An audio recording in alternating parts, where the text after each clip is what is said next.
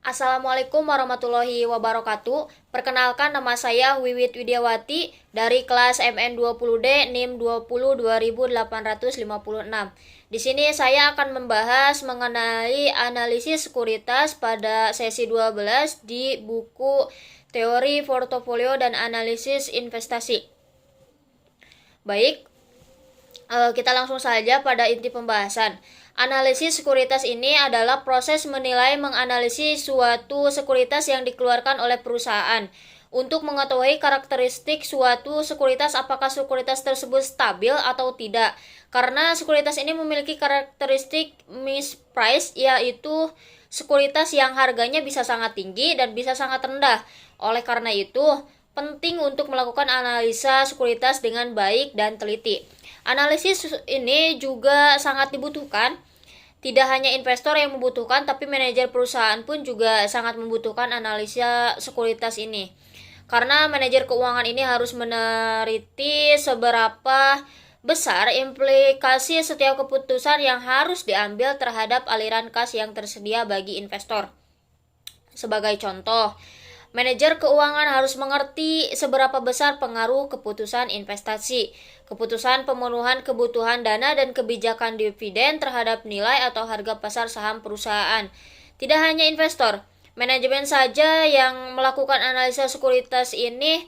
Para broker atau pialang sekuritas ini melakukan analisa sekuritas dengan metode yang lebih kompleks, lebih baik, serta didukung peralatan dan database yang cukup serta tenaga ahli sehingga mampu mengevaluasi sekuritas secara cepat dan tepat.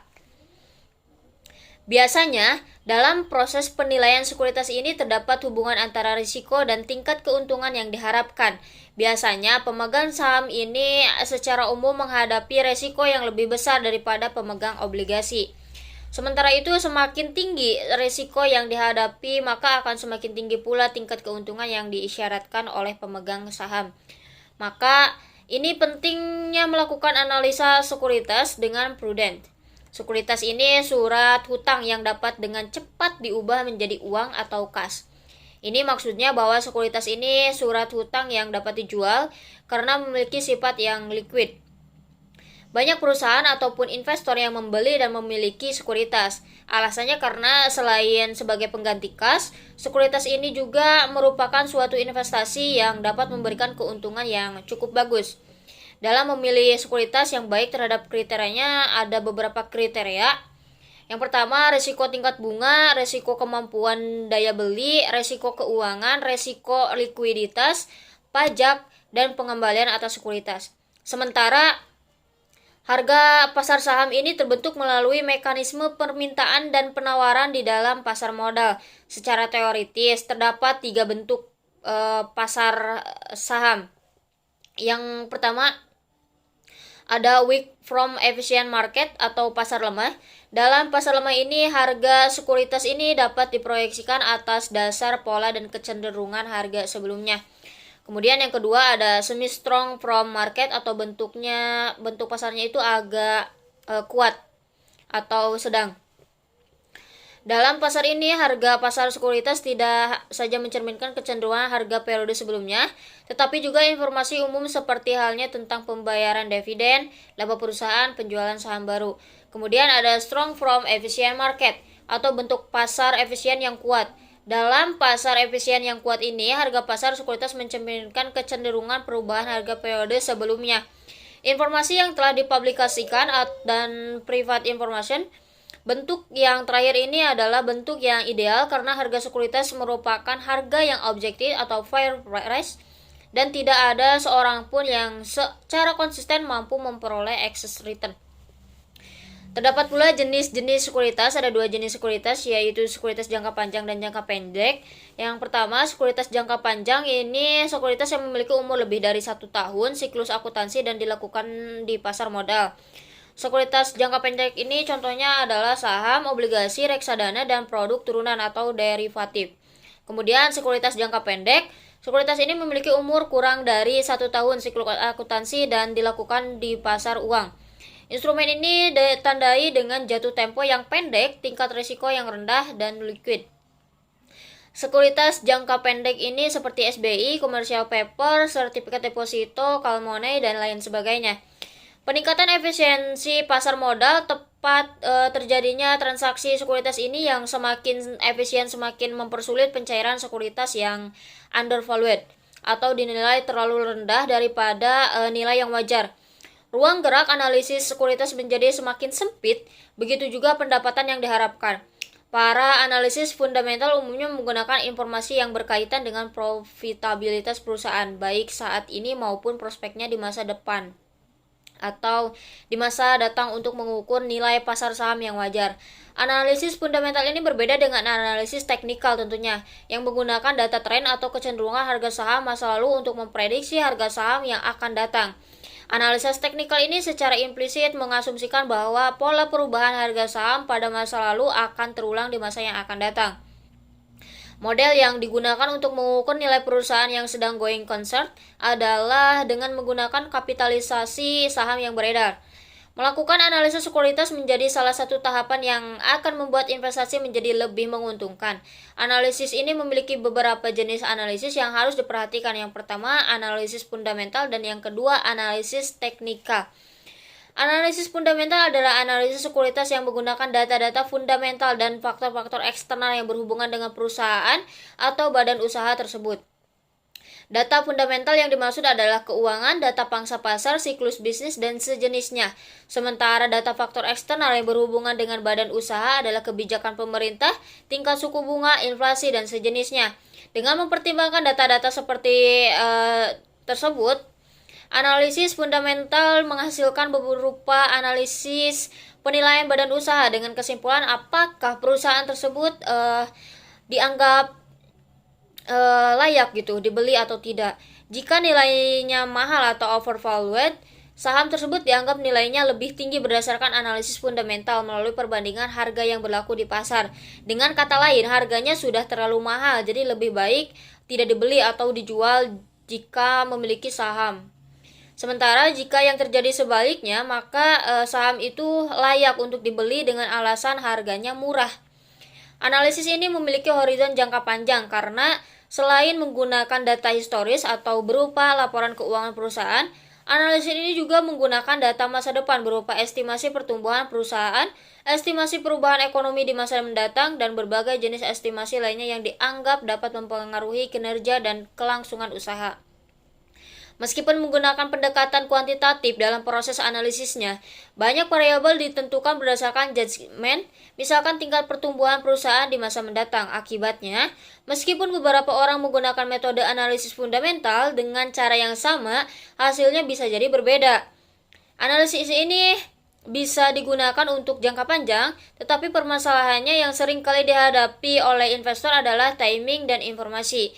Karena tidak semua investor mendapatkan informasi yang lengkap, sehingga jika hanya mengandalkan analisis fundamental, dapat terjadi kesalahan investasi akibat kurangnya informasi atau kesalahan timing, sehingga bisa jadi saham yang dibeli harganya sudah mahal.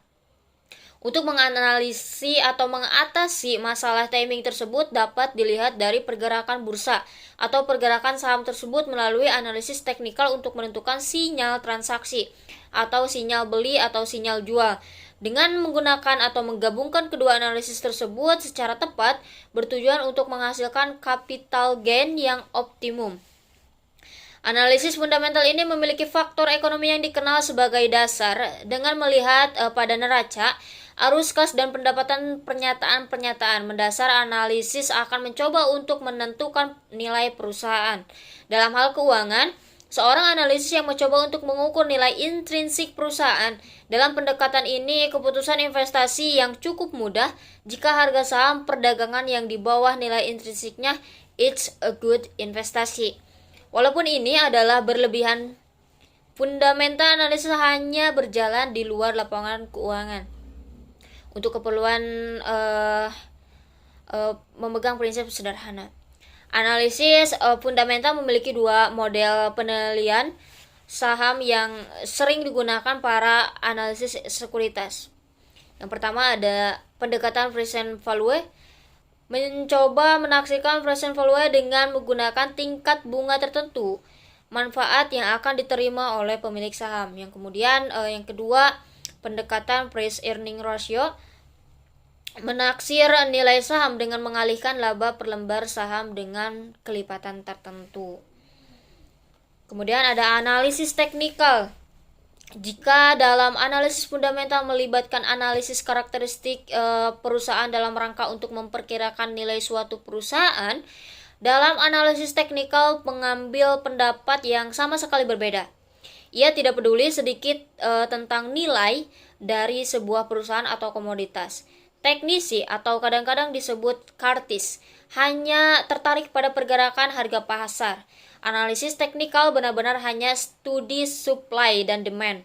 Ini di pasar dalam upaya untuk menentukan arah atau tren akan berjalan di masa depan. Dengan kata lain, analisis teknikal berupaya untuk memahami emosi di pasar dengan mempelajari pasar itu sendiri sebagai lawan komponennya. Analisis teknikal adalah sebuah metode untuk mengevaluasi efek dengan menganalisis statistik yang dihasilkan oleh aktivitas pasar, seperti harga terakhir dan volume. Analisa teknikal tidak mencoba untuk mengukur nilai intrinsik suatu sekuritas, melainkan menggunakan grafik dan alat-alat lainnya untuk mengidentifikasi pola-pola yang dapat menyarankan aktivitas masa depan. Seperti halnya, ada banyak gaya investasi pada sisi fundamental. Ada juga berbagai jenis pedagang teknikal. Beberapa mengandalkan pola grafik, yang lainnya menggunakan indikator teknikal dan osilator. Dan kebanyakan menggunakan beberapa kombinasi dari keduanya. Dalam kasus apapun, penggunaan eksklusif analisis teknikal, harga histori, dan volume data adalah apa yang memisahkan mereka dari rekan-rekan fundamental mereka. Tidak seperti analisis fundamental. Analisis teknikal tidak peduli apakah saham undervalued. Satu-satunya hal yang penting adalah data masa lalu, keamanan dagang, dan informasi apa data ini dapat menyediakan sekitar di mana keamanan bisa bergerak di masa depan. Di samping informasi tersebut, ada 3 prinsip yang dapat digunakan sebagai patokan dalam memahami analisis teknikal. Yang pertama, refleksi semua kejadian. Segala sesuatu yang terjadi dapat mempengaruhi baik yang rasional maupun irasional. Sudah direfleksikan dalam harga yang berbentuk.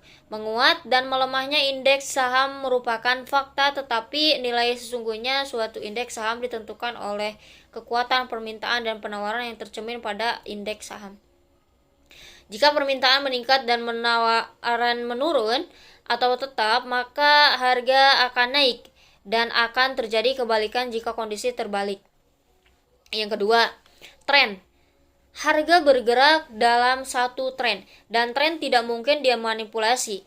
Jika tren bergerak ke arah naik, tidak mungkin membuatnya turun, kecuali dalam suatu titik tertentu akan terjadi puncak untuk kemudian berbalik arah atau disebutnya reversal. Kemudian yang ketiga, ada selalu berulang. Aksi pasar atau market action selalu berulang. Artinya, para analisis teknikal percaya bahwa investor akan mengulangi tindakan yang sama jika kondisi pasar yang terjadi juga sama. Keadaan ini akan dipetakan dalam suatu diagram yang populer dengan sebutan chart. Keuntungan dan kritik terhadap analisis teknikal.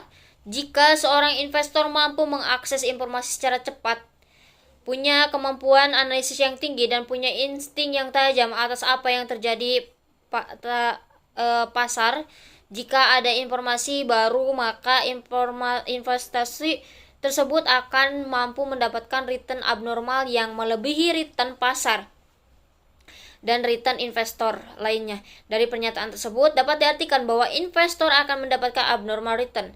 Mereka harus mampu mendapatkan informasi secara lebih cepat dibandingkan informasi lainnya, dan menerjemahkan informasi tersebut ke dalam tindakan membeli atau menjual saham sehingga investor dapat memperoleh keuntungan.